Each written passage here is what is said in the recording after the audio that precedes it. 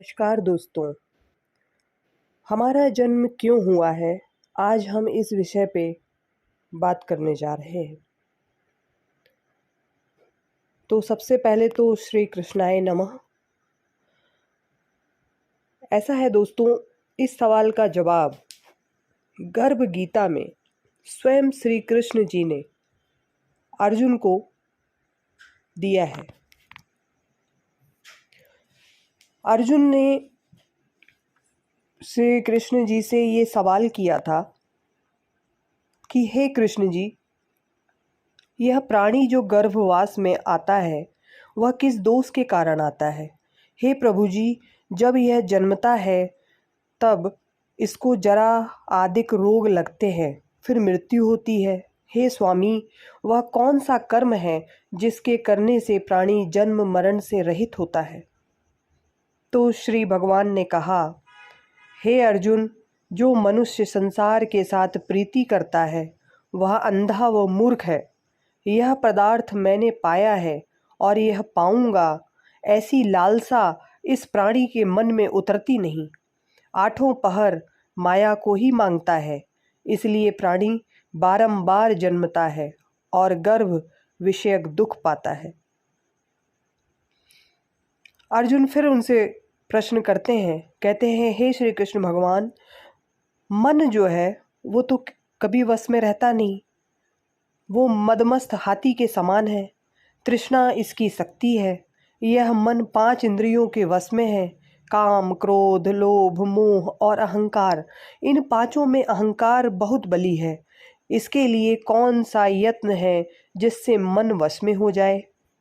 तो श्री कृष्ण भगवान कहते हैं, हे अर्जुन, यह मन निश्चय ही हाथी के समान है। तृष्णा इसकी शक्ति है। मन 5 इंद्रियों के वश में है। हे अर्जुन, जैसे हाथी अंकुश से वश में होता है, वैसे ही मन रूपी हाथी को वश में करने के लिए ज्ञान रूपी अंकुश है। अहंकार करने से जीव नरक में पड़ता है। अर्जुन फिर प्रश्न करते हैं, हे श्री कृष्ण भगवान, एक आपके नाम को लेकर वन खंडों में फिरते हैं, एक वैरागी हुए हैं, एक धर्म करते हैं। इस विषय को कैसे जाना जाए कि जो वैष्णव हैं वे कौन हैं? तो श्री कृष्ण जी कहते हैं, हे अर्जुन, एक मेरे नाम के लिए वनों में फिरते हैं, वे सन्यासी कहे जाते हैं। एक सिर पर जटा बांधते हैं, एक भस्म लगाते हैं, इसमें हम नहीं हैं, क्योंकि इनमें विषय अहंकार है। इससे इनको मेरा दर्शन दुर्लभ हो जाता है, ये मेरा दर्शन नहीं पाते। अर्जुन जी फिर प्रश्न करते हैं और कहते हैं, हे श्री कृष्ण भगवान, वह कौन सा पाप है जिससे स्त्री मर जाती है? वह कौन सा पाप है जिससे पुत्र मर जाते हैं? और नपुंसक कौन पाप होने से व्यक्ति होता है? तो श्री कृष्ण भगवान जी कहते हैं, अर्जुन, जो किसी से कर्ज लेता है और देता नहीं है, इस पाप से स्त्री मरती है। और जो किसी की अमानत रखी हुई बेईमानी कर लेते हैं, उनके पुत्र मरते हैं। जो किसी का कार्य करने के लिए आश्वस्त करे और यह कहे कि मैं तुम्हारा ये काम कर दूंगा, अपनी मोह जवानी ये बात कहे, मैं तेरा कार्य सबसे पहले कर दूंगा, जब समय आने पर उसका कार्य नहीं करे, इस पाप से नपुंसक होता है वह व्यक्ति। ये बड़े पाप हैं। अर्जुन ने फिर प्रश्न किया, हे श्री कृष्ण भगवान, किस पाप से मनुष्य सदा रोगी रहता है? किस पाप से स्त्री का जन्म तथा टट्टू का जन्म पाता है? तो श्री कृष्ण भगवान जी कहते हैं, हे अर्जुन, जो मनुष्य कन्यादान करते हैं और इस दान में मूल्य लेते हैं, वे दोषी हैं। वे मनुष्य सदा रोगी रहते हैं जो विषय विकार के लिए मदिरा पान करते हैं, विषय विकार में डूबे रहते हैं। वे टट्टू का जन्म पाते हैं। जो झूठी गवाही करते हैं, स्त्री का जन्म पाते हैं।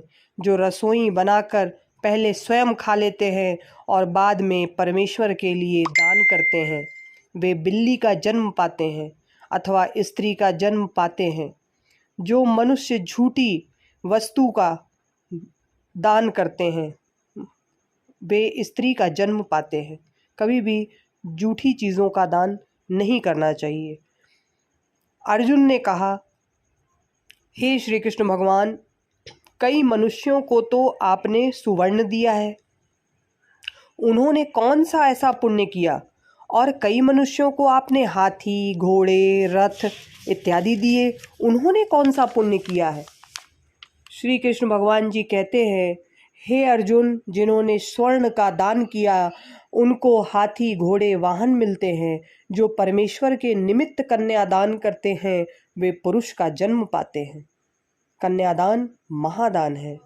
अर्जुन ने कहा, हे भगवान, जिन पुरुषों का सुंदर विचित्र शरीर है उन्होंने कौन कौन से पुण्य किए हैं? किसी के घर संपत्ति है, कितने विद्वान हैं, उन्होंने कौन से उत्तम पुण्य किए हैं? श्री कृष्ण भगवान जी कहते हैं, हे अर्जुन, जिन्होंने अन्न दान किया है उनका स्वरूप सुंदर है। जिन्होंने विद्या दान किया है वे विद्वान होते हैं। जिन्होंने संतों की सेवा की है वे पुत्रवान होते हैं। अर्जुन फिर प्रश्न करते हैं, कहते हैं, हे भगवान, किसी को धन से प्रीति है, कोई स्त्रियों से प्रीति करते हैं, इसका क्या कारण है? तो भगवान कहते हैं, हे अर्जुन, धन, स्त्री ये सब नाश रूपी हैं, मेरी भक्ति का नाश कभी नहीं हो। अर्जुन ने कहा, हे भगवान, राज्य पाठ किस धर्म से मिलता है? विद्या कौन से धर्म से मिलती है? तो भगवान कहते हैं, हे अर्जुन, जो प्राणी श्री काशी जी में निष्काम भक्ति से तप करते हैं वे देह त्यागने पर राजा होते हैं। जो गुरु की सेवा करते हैं वे विद्वान होते हैं। अर्जुन कहते हैं, हे भगवान, किसी को अचानक बिना परिश्रम धन मिलता है, कोई रोग रहित होते हैं, अतः उन्होंने कौन से ऐसे पुण्य किए जिस कारण ऐसा हुआ?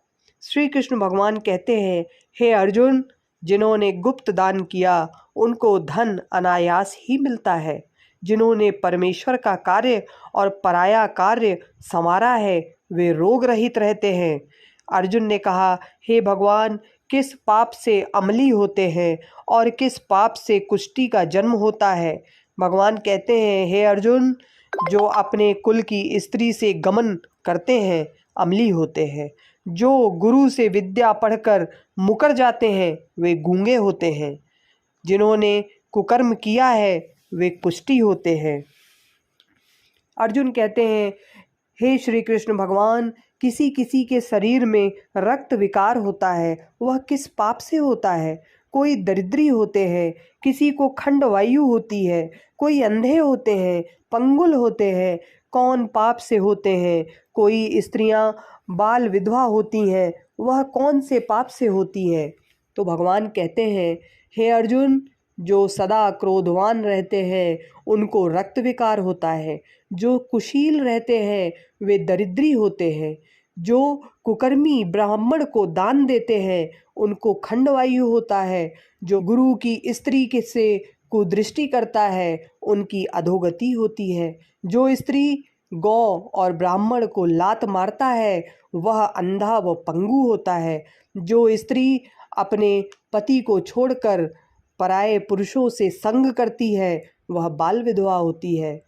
अर्जुन ने कहा, हे भगवान, हे श्री कृष्ण जी, आप परम ब्रह्म हो, आपको मेरा नमस्कार है। अब तक मैं आपको अपना संबंधी जानता था, पर अब मैं आपको परमेश्वर स्वरूप में देखता हूँ। हे परब्रह्म, गुरु दीक्षा कैसे होती है, कृपा कर कहिए। तो भगवान कहते हैं, हे अर्जुन, तुम धन्य हो, तुम्हारे पिता भी धन्य हैं, तुम्हारी माता भी धन्य है कि जिनसे तुम जैसे पुत्र रत्न हुए हैं। गुरु दीक्षा तुमने पूछी है तो मैं बताता हूँ। हे अर्जुन, सारे संसार के गुरु जगन्नाथ हैं। विद्या की गुरु काशी, चारों वर्णों के गुरु ब्राह्मण, ब्राह्मणों के गुरु सन्यासी हैं। सन्यासी उसे कहते हैं जिसने सबको त्याग मेरे विषय में मन लगाया है। वे ब्राह्मण जगत गुरु हैं। हे अर्जुन, यह बात ध्यान देकर सुनने की है। गुरु कौन है?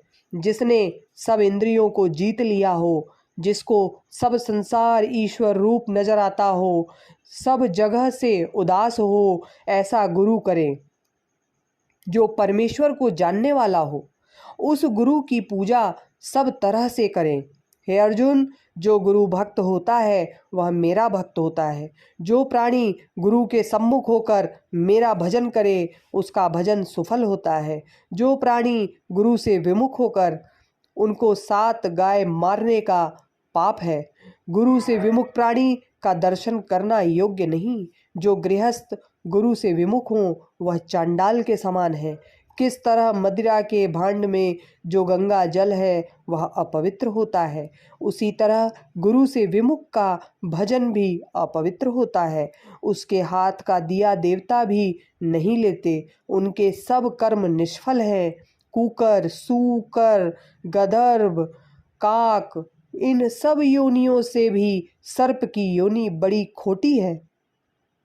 इन सब से भी वह मनुष्य खोटा है जो गुरु नहीं करता। गुरु बिना गति नहीं होती, वह अवश्य नरकों को जाता है। गुरु दीक्षा बिना प्राणी के सब कर्म फल होते हैं। हे अर्जुन, जैसे चारों वर्णों को मेरी भक्ति का योग्य है करना है, वैसे ही गुरु की भक्ति और सेवा करना योग्य है।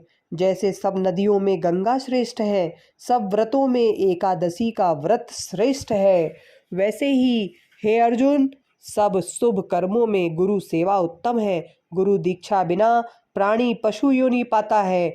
जो अधर्म करता है वह पशु योनि को प्राप्त होकर सदा फल भोगता है, 84 में घूमता रहता है।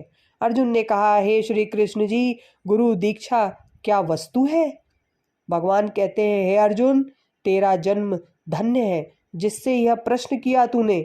तू धन्य है। गुरु दीक्षा 2 ही अक्षर हैं, हरि और राम। इन अक्षरों को गुरु कहते हैं। यह चारों वर्णों को जपना श्रेष्ठ है। हे अर्जुन, जो गुरु की सेवा करता है वह मेरी सेवा करता है। मेरी उस पर परम प्रीति रहती है। वह 84 से छूट जाता है, जन्म मरण से रहित हो नरक नहीं भोगता। जो प्राणी गुरु की सेवा नहीं करता वह 3.5 करोड़ वर्ष तक नरक भोगता है। जो गुरु की सेवा करता है उसको कई अश्वमेध यज्ञों का पुण्य फल प्राप्त होता है।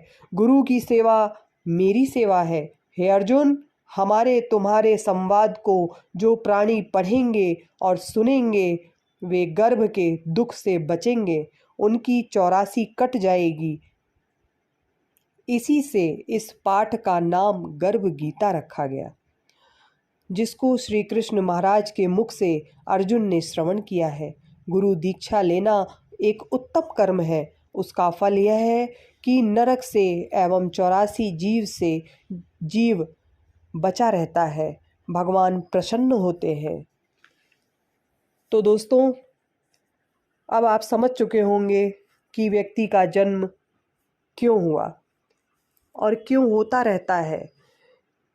तो बस इसी के साथ विदा लेती हूँ। नमस्कार, मिलते हैं नेक्स्ट वीडियो में। तब तक के लिए धन्यवाद दोस्तों।